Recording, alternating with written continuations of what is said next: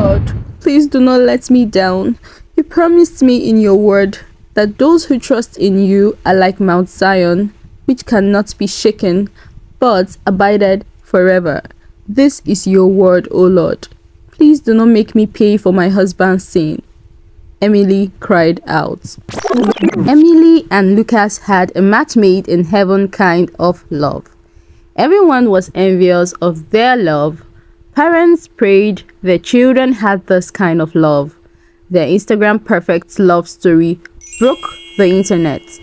2 million followers watched their proposal in Santorini, spent about $200,000 in preparation for their wedding.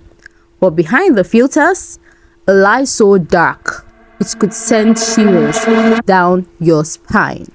They were so gorgeous. They did almost everything together, went almost everywhere together, and above all, they were God-fearing. But was Lucas really who he claimed to be? Emily was a billionaire's daughter, while Lucas was a tech bro and a very successful one at that. Lucas hid something very important all through their relationship, and now they're about to venture into marriage. His heart skips anytime he wants to tell Emily. Lucas had been in several relationships, but the way he loved Emily was different. He loved her intensively, so he gets this fear deep down anytime he wants to confess to Emily about his past mistakes. He feels like Emily would break up with him, and then he refrains from telling her. His conscience became raging day by day. He feels like to set himself free by telling her, but at the same time, he doesn't want to lose Emily. He loves her so much. 3 days before the wedding, Lucas received a message that read, "Meet me tonight, don't tell Emily." Around 3 a.m., Emily's brother saw Lucas sneaking out of their room and he followed him quietly. Before then, Emily's brother has seen what he is not meant to see, and he was so shocked at what he saw. He saw the house and car papers Lucas gifted Emily on her birthday. Surprisingly, Emily's name was not there. It was another lady's name that was written as the owner. When Lucas opened the door to meet someone, Emily's brother was still following him quietly, and he saw Lucas with another woman who was crying and pointing fingers at Lucas. He tried to move closer to hear what she was saying. Eventually, Emily's brother overheard them. The lady was crying, saying, "Lucas, so you proposed to Emily. What then happens to me? After all the promises you made to me, yet you betrayed me. I hope you remember the covenant we had and the consequences of breaking it. I hope you know she will never be able to carry your child. What about the car and the house you bought in my name?" Tracy wept and Lucas was trying to console her, but she pushed him away. He had to persuade her to leave before Emily finds out about them. But she turned and looked at Lucas straight in the eyes and told him, "You will definitely regret this decision. I promise you." Emily's brother's heart skipped, and he wished what he just saw and heard was a lie. He was shocked and wished this was a dream. But no, this was reality. And so he asked himself, will my sister bear the consequences of another man's sin? Why my innocent sister Emily?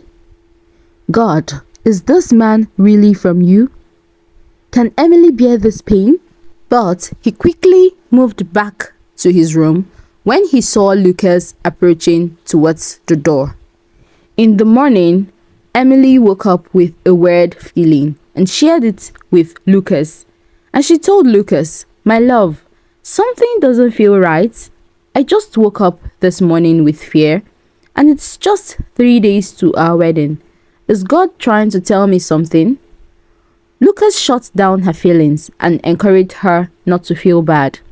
"Maybe you're just anxious, my love. This wedding will end in praise."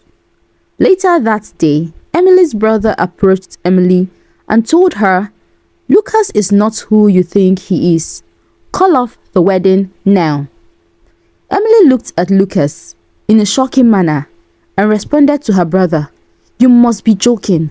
Look here, I have prayed, I have fasted for a whole month to hear from God, and I've had a confirmation that Lucas is my husband, so I don't know what you're talking about."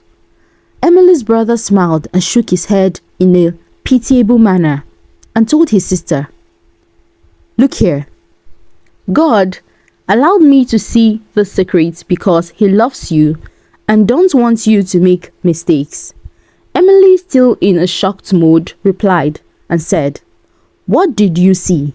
Her brother replied, "I can't tell you. Just call off the wedding to avoid regrets." Emily hissed and said, "Well, if you're not ready to tell me, then it's fine. You can keep it to yourself.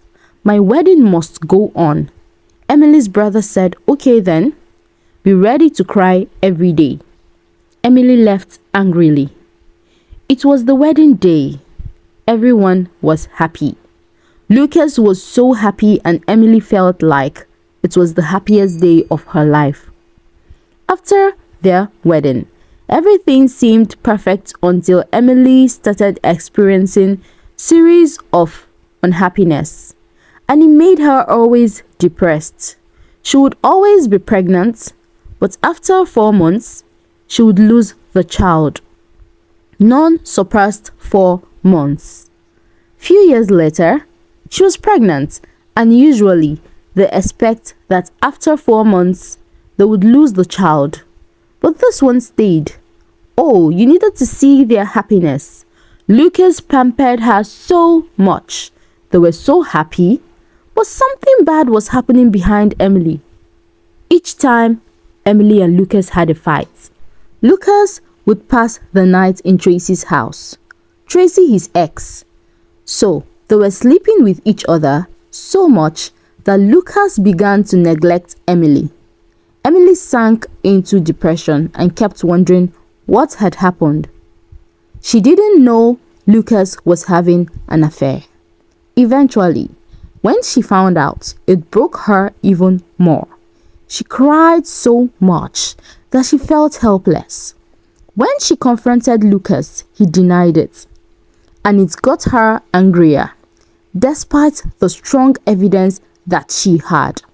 She reached to her brother to complain about everything, and then he told her the big secret, and she passed out. When she eventually got herself, she cried so much and asked her brother why he allowed her get married to Lucas. She felt so disappointed in her brother and blamed him for her predicament. She now understood why she was not able to carry her pregnancy to term and swung into action immediately. She prayed day and night, fasted and called upon the name of the Lord and reminded God of his promises.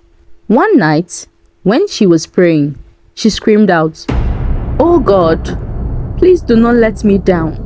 You promised me in your word that those that trust in you are like Mount Zion, which cannot be shaken but abided forever. This is your word, O Lord. Please do not make me pay for my husband's sin." And God heard her prayers and helped her. One day, when she was 8 months pregnant, Lucas had gone to work and she was sitting down watching TV. She saw a picture of Lucas saying "wanted," and that anyone that finds him would be given $10,000. And the name was different. His real name was Marcus. Lucas was also a fraudster. He likes to date ladies from wealthy families and uses their name to defraud people. He used Emily's name for a fraud of $2.3 million.